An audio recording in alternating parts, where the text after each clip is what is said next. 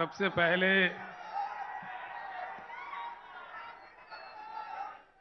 छत्रपति शिवाजी महाराज और Shahu Maharaj, doctor B.R. Ambedkar, doctor Jyotirao Phule, मां सावित्रीबाई, ऐसे महान पुरुषों को जन्म दिए इस पावन धरती महाराष्ट्र धरती को मैं प्रणाम करता हूं।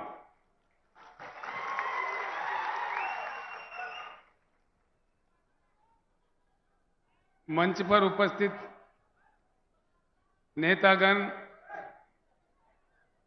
महाराष्ट्र और तेलंगाना आज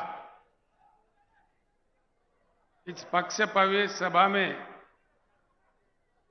आए हुए भाइयों, बहनों, पत्रकार मित्रों, मैं आप सभी को प्रणाम करता हूं।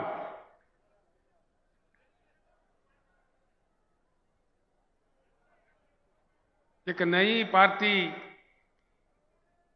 BRS पार्टी कुछ समय पहले ही जन्म लिया था।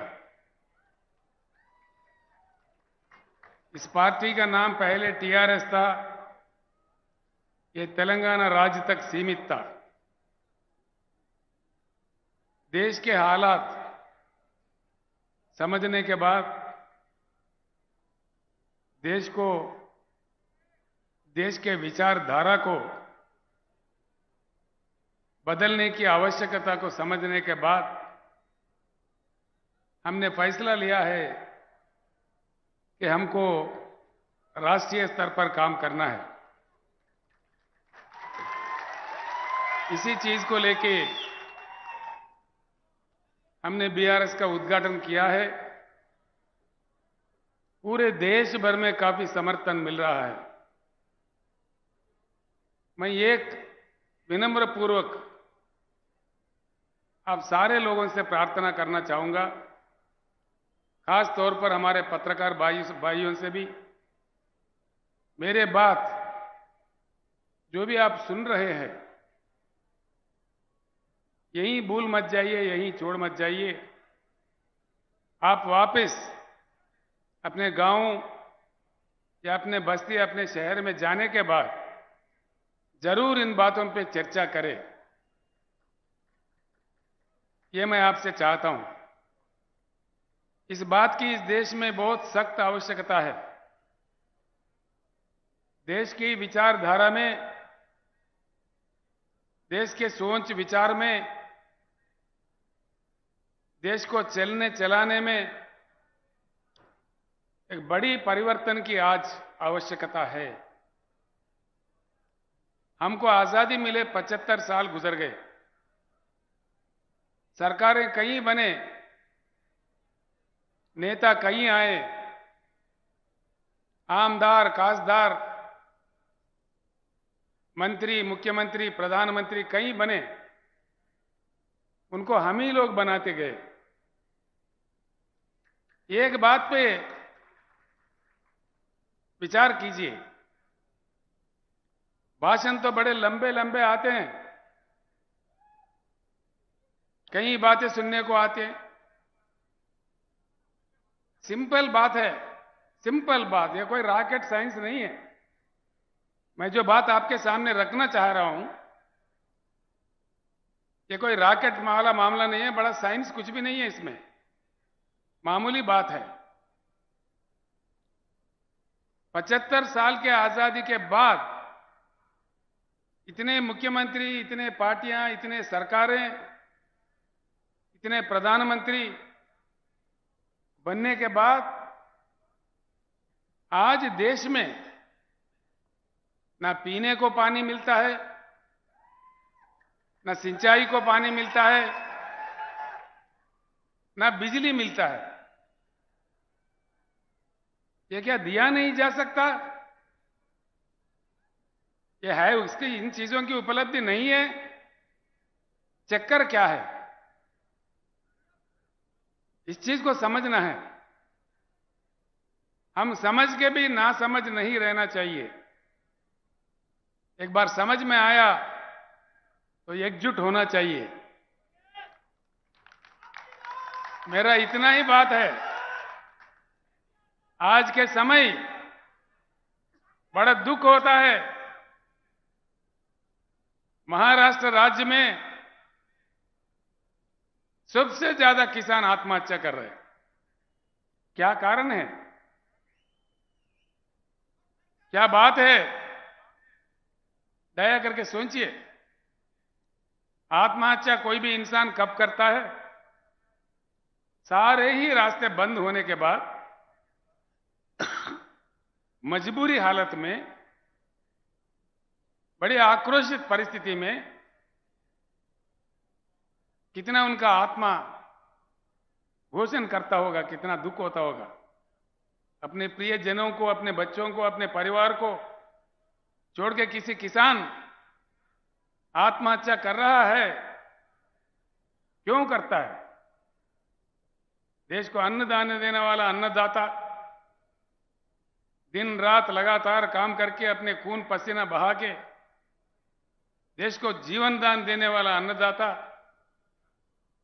क्यों आत्महत्या करने पे मजबूर है इस देश में?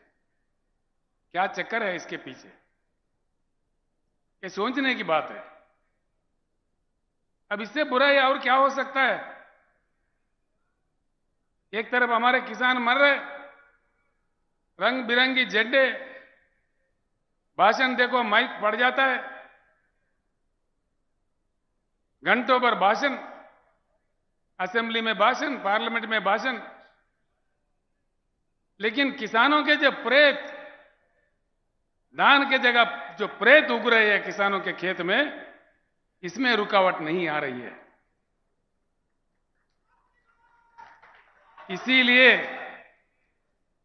बीआरएस का सबसे पहला नारा, हिंदुस्तान में पहली बार किसी पार्टी ने कहा है, वो बीआरएस पार्टी है, अब की बार किसान सरकार।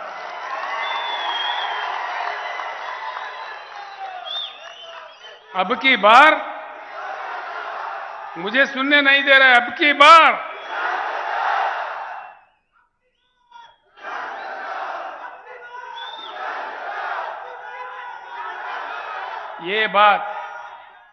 ये बात अगर हमारे किसान समझे, हमारे किसान अगर इस बात को समझे, धर्म के नाम पे, रंग बिरंगी झंडों के नाम पे, जाति के नाम पे, राजनीतिक पार्टियों के नाम पे बंटवारा नहीं होते हुए अगर हम एकत्रित हो, एकजुट हो, वज्रमूठ हो, ये कोई असंभव बात नहीं है। सिंपल बात है। इस देश में किसानों की संख्या 42% से ज्यादा है। 16 करोड़ हमारे किसान परिवार है, और उसमें मजदूर खेती, हमारे खेती पे काम करने वाले जो मजदूर भाई है, हमारे साथी है, वो दोनों अगर मिला दिए, हम 50% से आगे है। सरकार बनाने के लिए इससे ज्यादा ताकत नहीं चाहिए। एक ही बात गांव में जाके चर्चा कीजिए, आज रात में, आज में, कल में, जब आपको टाइम मिले, अपने दोस्तों के साथ, अपने किसानों के साथ संजीदा बैठ के चर्चा उठाइए। क्या केसीआर ने आके नांदेड़ में ऐसा कहा कि ये बात सच है कि झूठ है? मैं इतना ही आपसे प्रार्थना करता हूं, जो लोग समझते हैं बात को, एक दीप से दूसरा दीप जलाए जैसा बात को फैलाना चाहिए, समझाना चाहिए। मुझे पूर्ण विश्वास है, भारत बुद्धिजीवियों का देश है, बुद्धुओं का देश नहीं है। वक्त आने पर, देश को बात समझ में आने पर, महापुरुषों को, महानेताओं को यूं तुत्कार दिया। देश में जब इमरजेंसी लगा, पाबंदियां लगे, लोक नायक जयप्रकाश नारायण के एक आवाज पे सारे देश एकत्रित हुए। उस समय के महान नेताओं को यूं उठा के फेंक दिए। आज वक्त आया है किसान भाइयों, बहुत हो गया इंतजार। 75 साल काफी लंबा ही समय होता है। अब तक हम हल चलाते हुए कलम किसी और के हाथ में दिए। किसानों को आज सिर्फ हल चलाना नहीं, कलम चलाना, कानून बनाना भी सीखना चाहिए। बोलने से फायदा नहीं है भाइयों, खाली बोलना नहीं है, नारा लगाना नहीं है। खुद बन जाओ आमदार, खुद बन जाओ खासदार, तभी बनेगा किसान सरकार। ये चेतना अगर आ गया, मैं एक बात आपके सामने रखता हूं। मैं कोई अमेरिका का कहानी या किसी अन्य देश का कहानी या किसी अन्य राज्य का कहानी नहीं कहता। जो अपने महाराष्ट्र राज्य में उपलब्ध है, भाई क्या बात है। अब एक ही बात है, जब भी चुनाव आता है ना, चुनाव आने पर क्या हो रहा है, किसी न किसी पार्टी जीतता है, किसी न किसी नेता जीतता है, लेकिन जनता हारता है। अब कुछ उल्टा होना चाहिए। आगे चुनाव जब भी होगा, जनता को जीतना चाहिए, वो किसानों को जीतना चाहिए। हमारे समस्याओं का वही समाधान है। हकीकत में क्या है, भारत क्या गरीब देश है? बिल्कुल नहीं है। आप लोगों को आश्चर्य होगा, राजनीति में मेरा जीवन अब तक 50 साल बीत गए। मैं राज्य मंत्री, एमएलए, एमपी, केंद्र मंत्री, मुख्यमंत्री, कई चीज पे काम किया।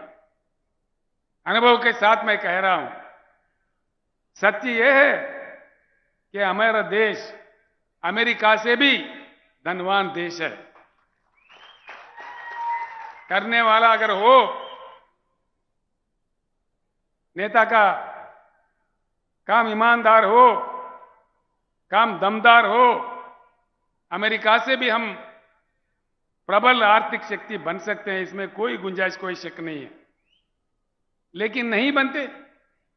एक ही बात से आप समझ जाओगे। एक छोटी सी बात मैं आपको कहूंगा, मैं आपका ज्यादा वक्त भी खराब नहीं करूंगा, जो आप आसानी से समझ पाओगे वो बात मैं आपके सामने रखना चाहता हूं। यहां भारत में संपत्ति है, उस संपत्ति से प्रजा वंचित है। क्यों? क्या पाप किया है जनता ने? प्रकृति ने, भगवान ने 4 चीज, बहुत ही मूल्यवान चीज हमको दिया है। वो है पानी, भूमि, कोयला, काम करने वाले 140 करोड़ जनता। इस देश में अमेरिका हमसे 2.5 गुना बड़ा है, लेकिन उनके पास कृषि योग्य भूमि सिर्फ 29% है। चाइना हमारे से 1.5 गुना बड़ा है, लेकिन उनके पास कृषि योग्य भूमि सिर्फ 16% है। पूरे दुनिया में सिर्फ भारत ही ऐसा देश है जहां 50% कृषि योग्य भूमि है। भारत के भूमि को एकड़ में अगर नापा जाए, भारत का सारा जमीन, भारत देश का 83 करोड़ एकड़ बनता है, 83 करोड़ एकर्स। इसमें सीधे ही 41 करोड़ एकड़ कृषि योग्य भूमि है। ये आंकड़े मेरे नहीं है, केंद्र सरकार के आंकड़े हैं। एक चीज भूमि है, दूसरा चीज बारिश होता है भारत में हर साल। ये भी मेरे आंकड़े नहीं है, सेंट्रल वाटर कमीशन के आंकड़े हैं। 1,40,000 टीएमसी की बारिश होती है इस देश में, 1,40,000। इसमें आधा बारिश होने के समय में आधा प्रतिशत इसमें बाष्पीकरण होता है, एवापोरेशन होता है। बाकी 70-75 हजार टीएमसी शुद्ध पानी हमारे नदियों में बहता है, कश्मीर से लेकर कन्याकुमारी तक। आज तक हिंदुस्तान में आजादी से लेकर आज 75 साल तक पानी अगर उठाया तो सिर्फ 20-21 हजार टीएमसी का उपयोग हो रहा है। बाकी 50 हजार टीएमसी का पानी समंदर में बह जा रहा है। ये भी मेरे आंकड़े नहीं है, सेंट्रल वाटर कमीशन के आंकड़े हैं। 50 हजार टीएमसी समंदर में जाता है। नेता हमारे तमाशा देख रहे, सरकार हमारे तमाशा देख रहे। कोने कोने में पीने का पानी का किल्लत। महाराष्ट्र मुझे बड़ा अजीब लगता भैया। महाराष्ट्र से कृष्णा निकलता है, गोदावरी निकलता है, यहां प्रवरा नदी है, पूर्णा नदी है, पेनगंगा है, वेनगंगा है, वारदा है, पंचगंगा है, घटप्रभा है, मंजीरा है, भीमा है, प्राणहिता है, इंद्रावती भी है और छोटे छोटे कई नदियां हैं। महाराष्ट्र राज्य में पानी का किल्लत क्यों? किस लिए? इसके कसूरवार कौन है? दया करके सोचिए। मैं इसीलिए आप सब लोगों को प्रणाम करके प्रार्थना कर रहा था, वापिस गांव जाके इस बात को चर्चा कीजिए। इस देश में सरकार किसने चलाया? 75 साल में ज्यादा से ज्यादा समय 54 साल 54 इयर्स कांग्रेस ने हुकूमत की इस देश में। 16 साल नंबर 2 स्थान पे भाजपा हुकूमत किया। बस 3, 4, 5 साल दूसरे लोग आए और गए बीच में। कोई साल, कोई सवा साल, कोई 1.5 साल, कोई 8 महीना। वीपी सिंह, चंद्रशेखर, देवेगौड़ा ऐसे लोग कम समय के लिए थे। 75 सालों में 70 साल यही 2 पार्टी हुकूमत करते रहे। अगर कोई कसूरवार है तो ये 2 पार्टियां ही है। इस बात को गांव में जाने के बाद सोचिए, चर्चा कीजिए। ये लोकतंत्र है, लोकशाही है, हम अपने बात रख सकते हैं। हमारे संविधान इतना अधिकार हमें दिया है कि हम किसी के व्यक्ति के ऊपर निंदा नहीं कर रहे हैं। जो इतिहास चला उसको साफ बता रहे हैं। अब देखिए, कुछ हल निकला, कुछ समाधान निकला। कांग्रेस गया, बीजेपी आया, भाई वही वही भाषणबाजी। कोई ये बात तो कोई वो बात। तू कितना मैं कितना, तू कितना का आया मैं कितना का आया, तेरा वो घोटाला तो मेरा ये घोटाला, तेरा अंबानी तो मेरा अदानी।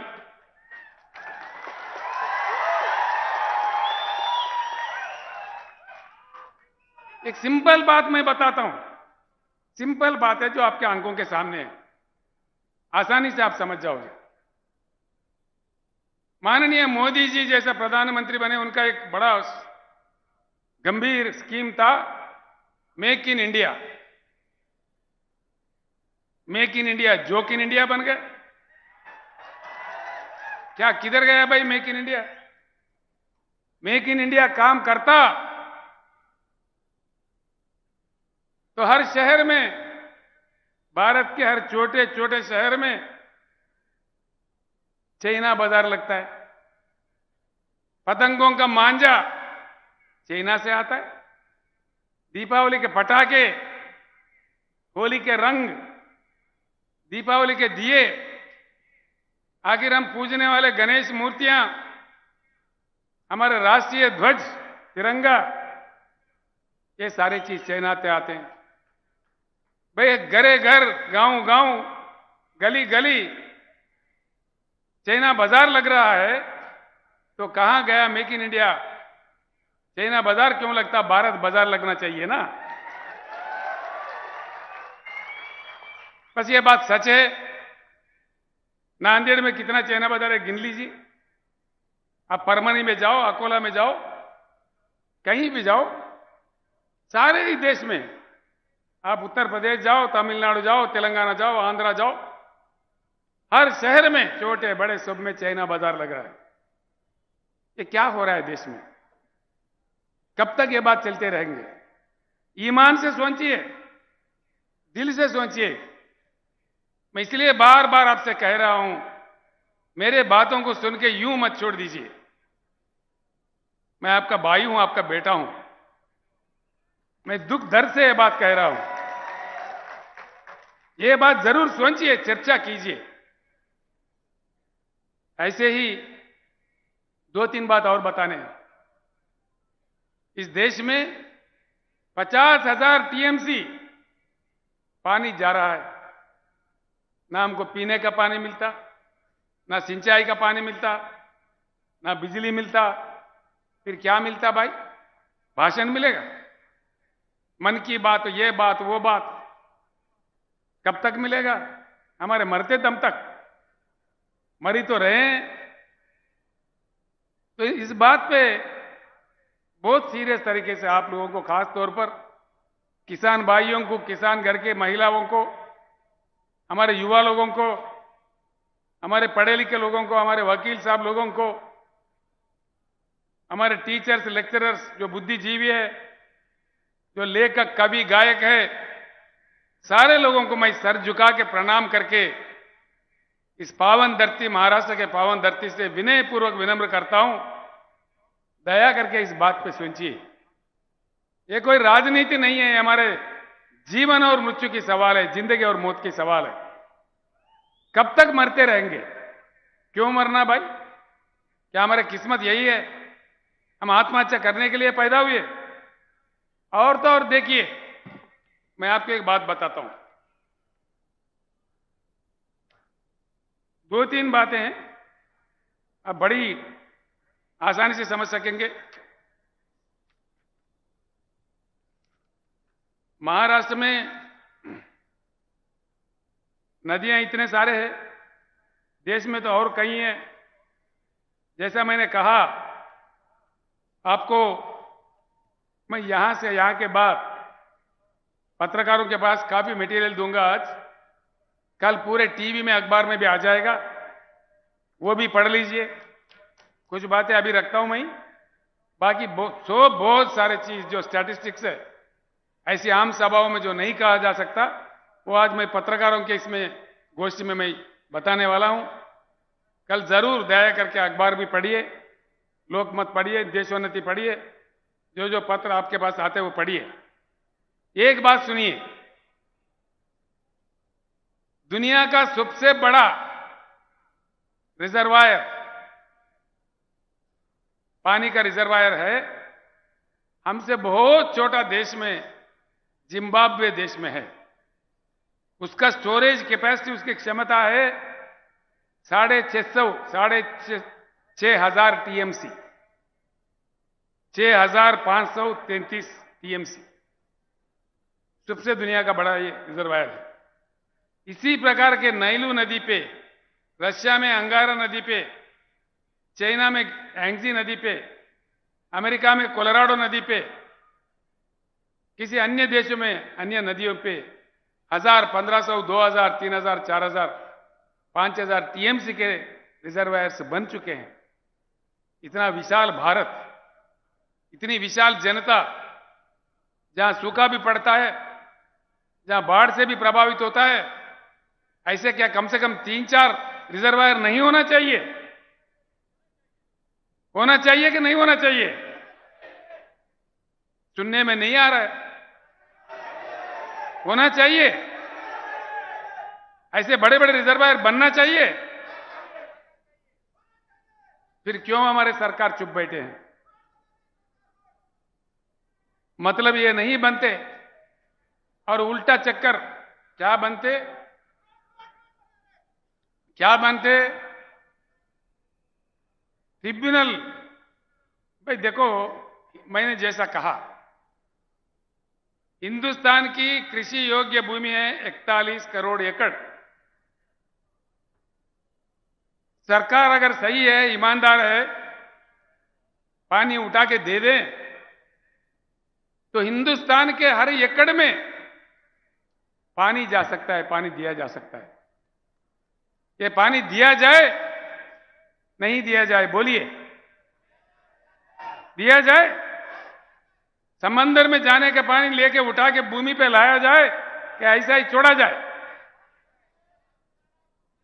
आना चाहिए। उधर से वो नहीं बोल रहे, आना चाहिए पानी। जो चाह रहे हाथ उठाइए, आना चाहिए। तो मन तो साफ है, आना चाहिए। फिर कैसे आएगा? क्या ये सरकारों पे हम आशा कर सकते हैं? क्या ये बनाएंगे? ये तो ट्रिब्यूनल डालते हैं, ट्रिब्यूनल। 20, 25, 30 साल तक ट्रिब्यूनल का अवार्ड नहीं आता। उसके बाद कितने हमारे ऊपर लगा दिए, ग्रीन ट्रिब्यूनल, मट्टी ट्रिब्यूनल, एनवायरमेंट कमिटी, वो परमिशन नतीजा आए तक और 15 साल। उसके बाद फिर बजट, फिर पास करो, बनो प्रोजेक्ट, यानी कि तीसरा चौथा पीढ़ी में कोई पानी नहीं आएगा।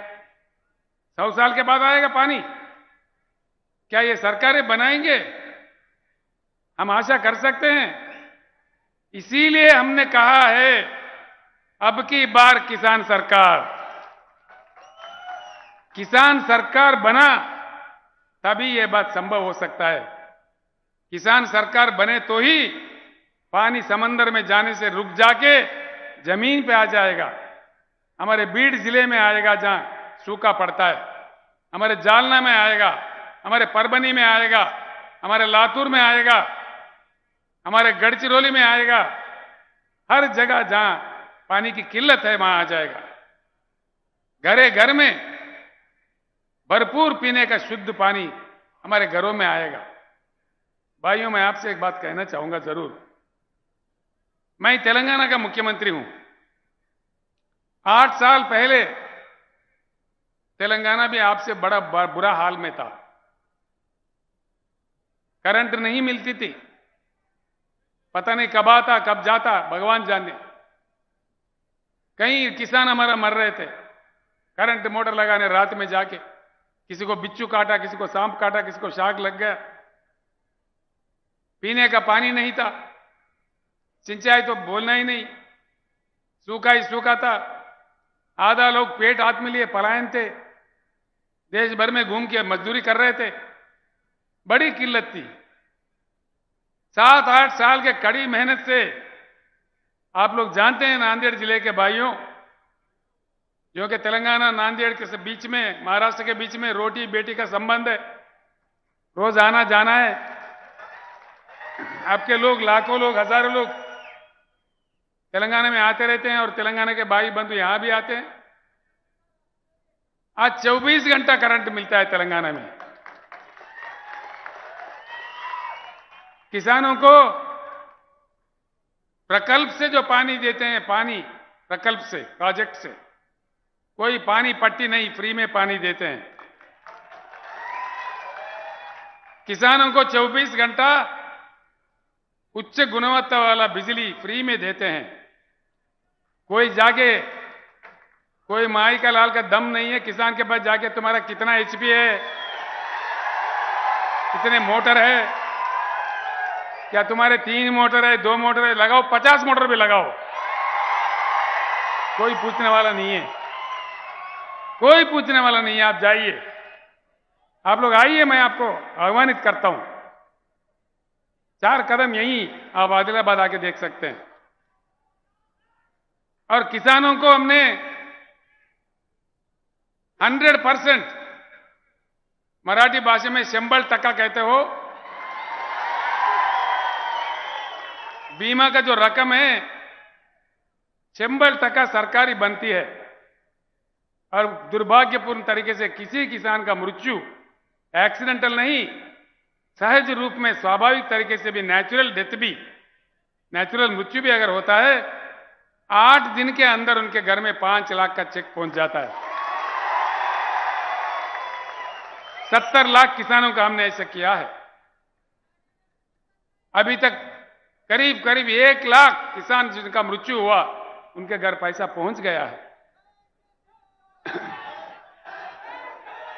और किसानों के लिए 10,000 रुपए हर एकड़ को निवेश के लिए देते हैं, हर एकड़ को। और खरीदारी दान जितना भी उगता है पूरा पैदावारी 7,000 हमने परचेजिंग सेंटर खोला है, सारा का सारा दान सरकार ही खरीदता है, पूरा एमएसपी देके। ये चीज जब तेलंगाना में संभव है तो महाराष्ट्र में क्यों नहीं, मध्य प्रदेश में क्यों नहीं, अन्य राज्यों में क्यों नहीं, पूरे भारत में क्यों नहीं? क्यों नहीं? नहीं इसलिए कि किसान सरकार नहीं तो ये सब कुछ नहीं। जहां किसान सरकार है वहां ये सब कुछ है। तो हम भी महाराष्ट्र में ये चाहेंगे या नहीं चाहेंगे? फिर बनाएंगे किसान सरकार? टंडा टंडा बोल रहे आप, बनाएंगे किसान सरकार? इसलिए मेरा आप लोगों से विनती है। दूसरी बात, ये पानी की कथा है, करंट का क्या चक्कर है भाई? आता ही नहीं है। क्यों नहीं आता? क्यों नहीं आता भाई? मैं एक बात कहता हूं, लिख लीजिए। इस देश में कोयला इतना है, 361 बिलियन डॉलर कोयला है हमारे पास। देखो हमारे वो करंट कर्मचारी है, लड़ेंगे लड़ेंगे।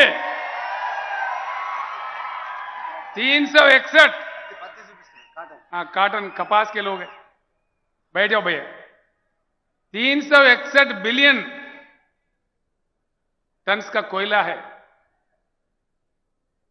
देश को जितना करंट चाहिए उतना अगर कोयला से बिजली पैदा करके अगर देश में 24 घंटा करंट भी दे दें, 125 साल के लिए ये कोयला सीमा बस है।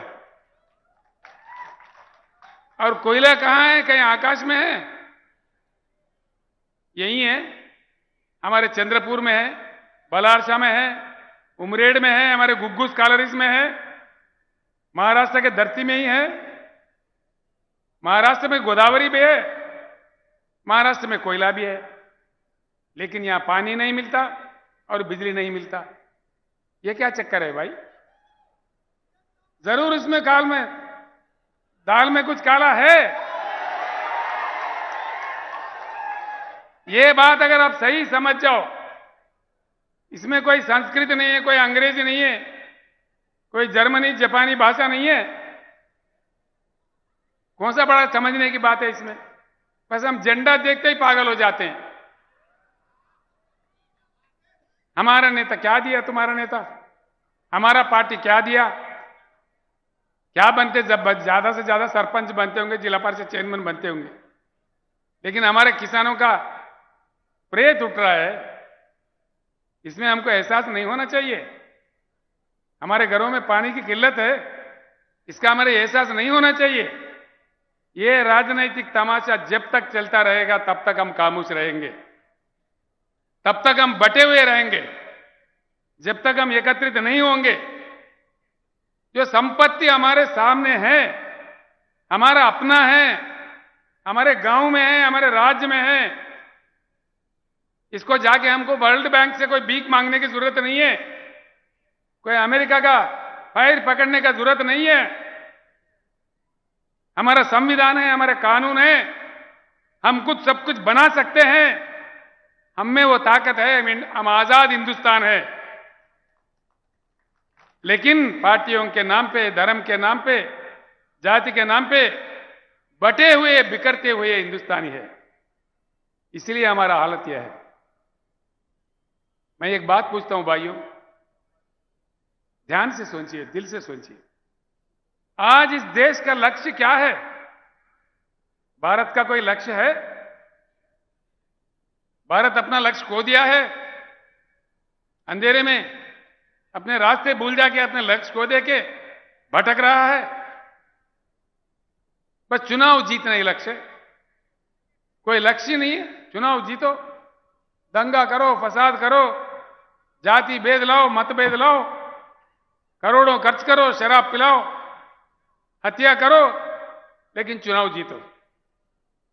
कब तक जिताते रहेंगे? आकर हम तंग नहीं हो रहा है? जिता जिता के थक गए भाई। कितने आते हैं वोट भिखारी, हर चुनाव में आते हैं रंग बिरंगी कहानी लेके। नेता बदलता है, हमारे किसानों का हालत क्यों नहीं बदलता? किसानों का हालत अगर बदलना है, जैसा तेलंगाना राज्य में बदला है, किसान सरकार आने पर ही बदलता है।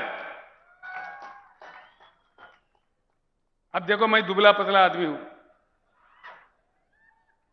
मैं जब शुरू किया था, नेता लंबे लंबे मोटे मोटे थे मेरे से।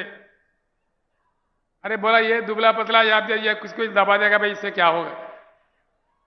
अब क्या हुआ, देश जाता है। तो इसलिए नेता को देखा हैरान नहीं होना चाहिए। नेता का मोटापा कहां से आता है भाई? हमारे वोट से ही आता है। नेता बनता कहां से है? नेता का शक्ति क्या है?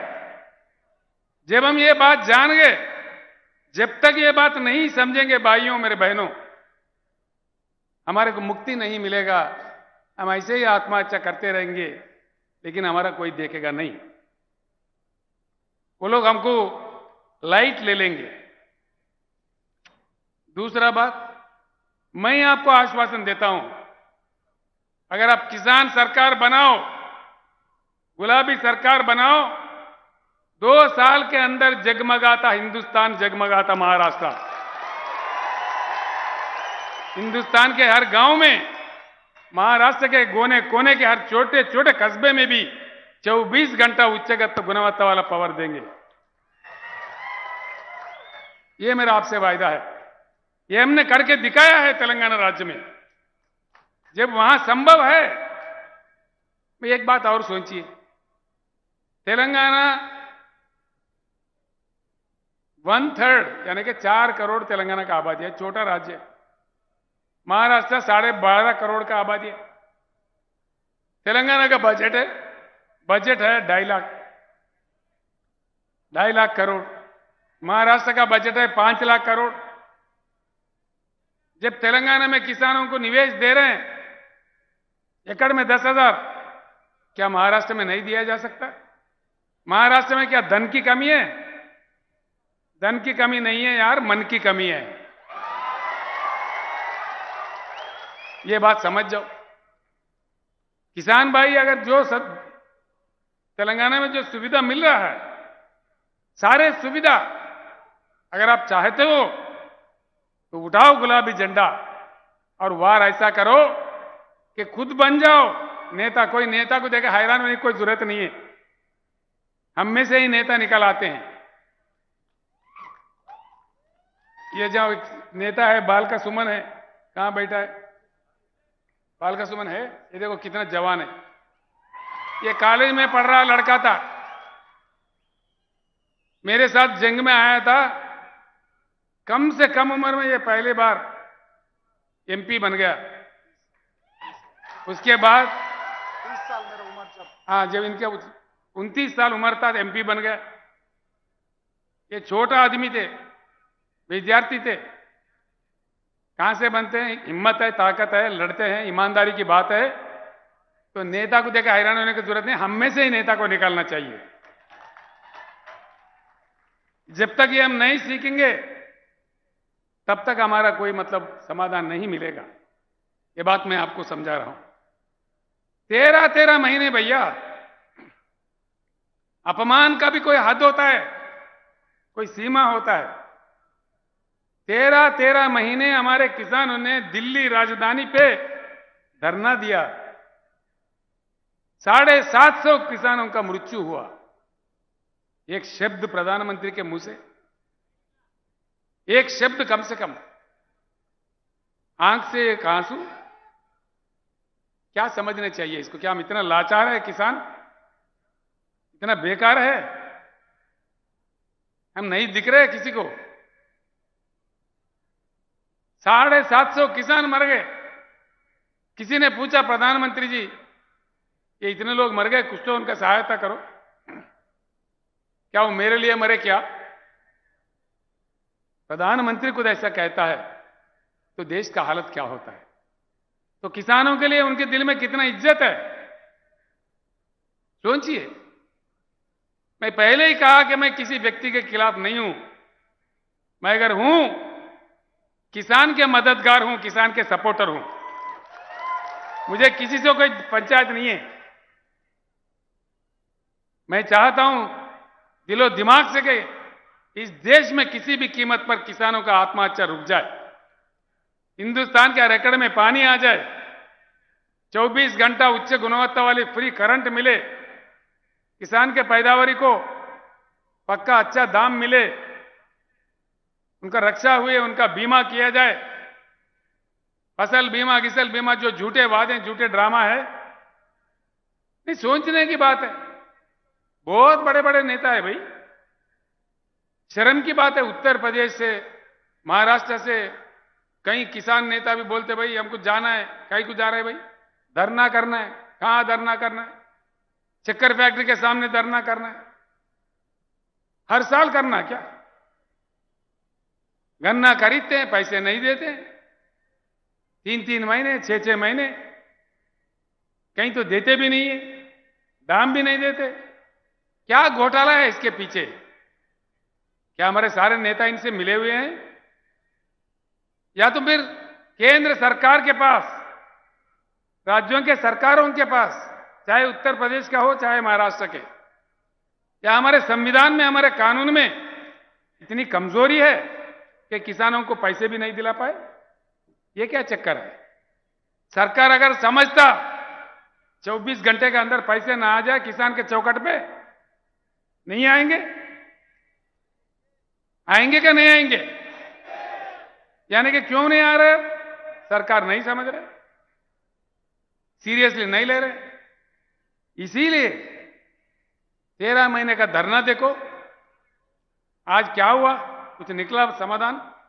13 महीने का धरना का कुछ समाधान निकला? कुछ नहीं, निकलेगा भी नहीं। इसीलिए कि वो समझ बैठे हैं किसान एकत्रित नहीं होंगे, किसान के पास बुद्धि नहीं है। एक बार एकत्रित होकर बना के बताइए। नांदेड़ भाइयों, महाराष्ट्र के अन्य जिला से आए हुए भाइयों, मैं आपसे विनम्र पूर्वक प्रार्थना करता हूं, आगामी जिला परिषद चुनाव में किसान अपने ताकत दिखा दे, महाराष्ट्र सरकार झुक के आपके पास आ जाएगी। एक बार तो दिखाओ कम से कम। सरकारों को सीधा उंगली से जब घी नहीं निकलता तो टेढ़ा उंगली से निकलना चाहिए।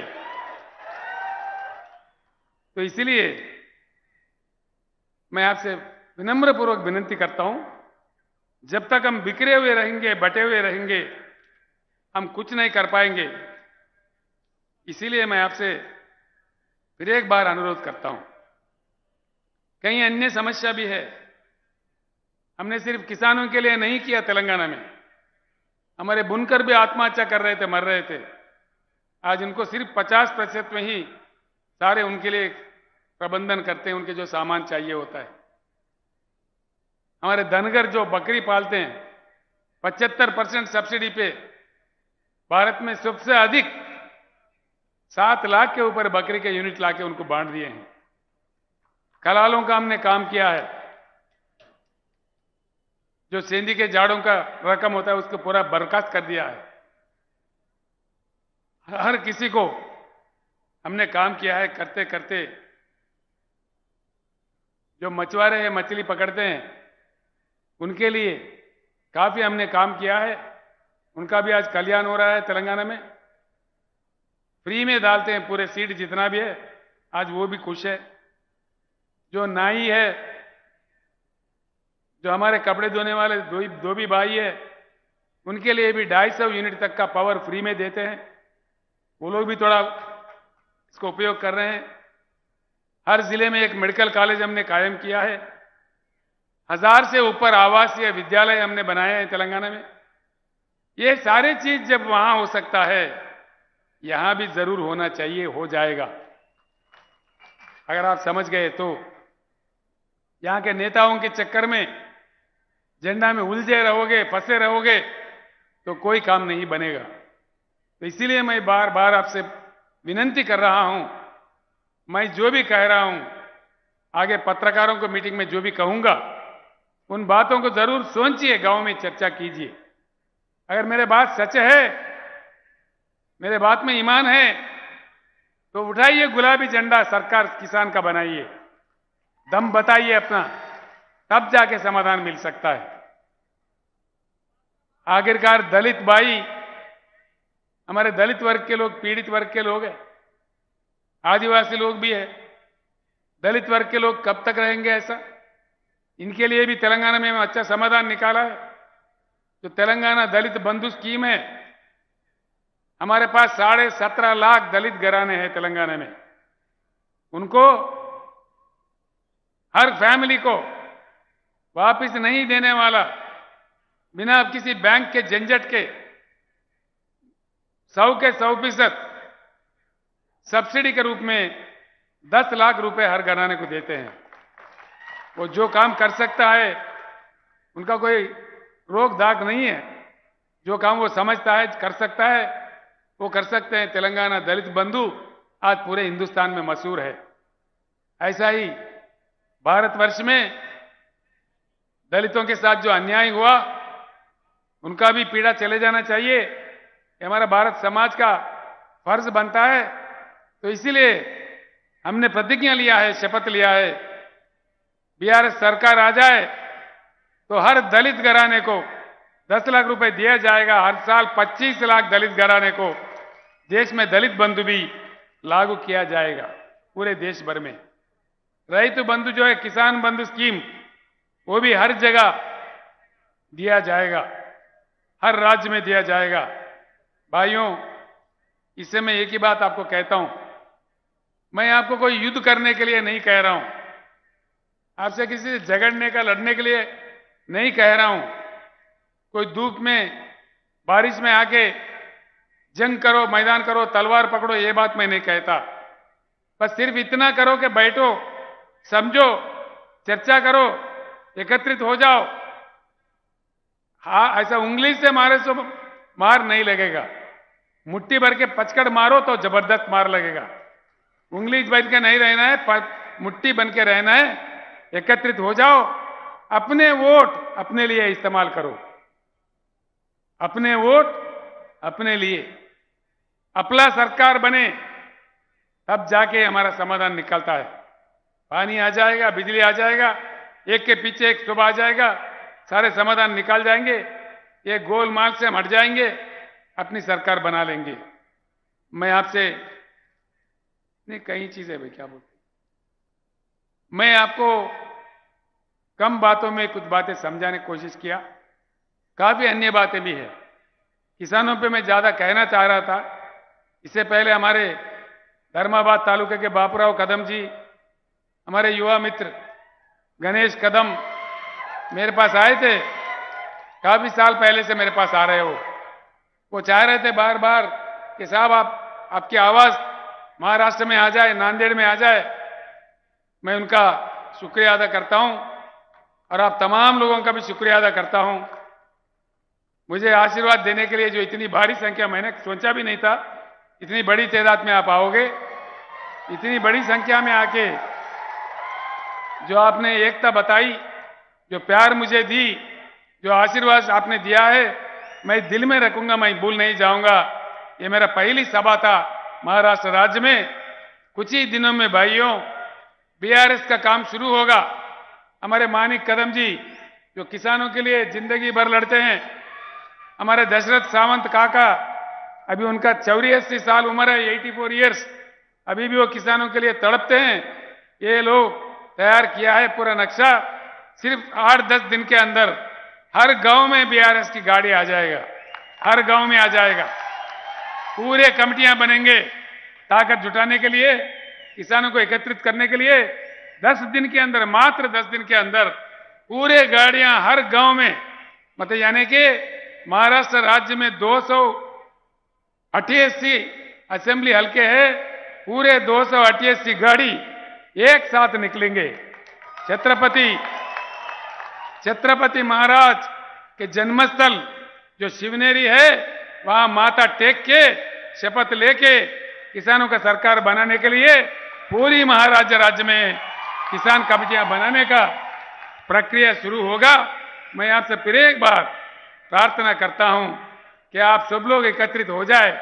मैं भी 4 जगह जाऊंगा, सिर्फ नांदेड़ नहीं, पश्चिम महाराष्ट्र जाऊंगा, विदर्भ में जाऊंगा, उधर उत्तर महाराष्ट्र में भी जाऊंगा, हर जगह जाऊंगा जहां तक मेरे से हो सकता है। जो शक्ति भगवान ने मुझे दी है, मैं पक्का उसके लिए काम करूंगा। इतना कहते हुए, धर्मस्य विजयोस्तु अधर्मस्य नाशोस्तु प्राणिषु सद्भावनास्तु विश्वस्य कल्याणमस्तु। जय महाराष्ट्र, जय भारत, जय हिंद, धन्यवाद।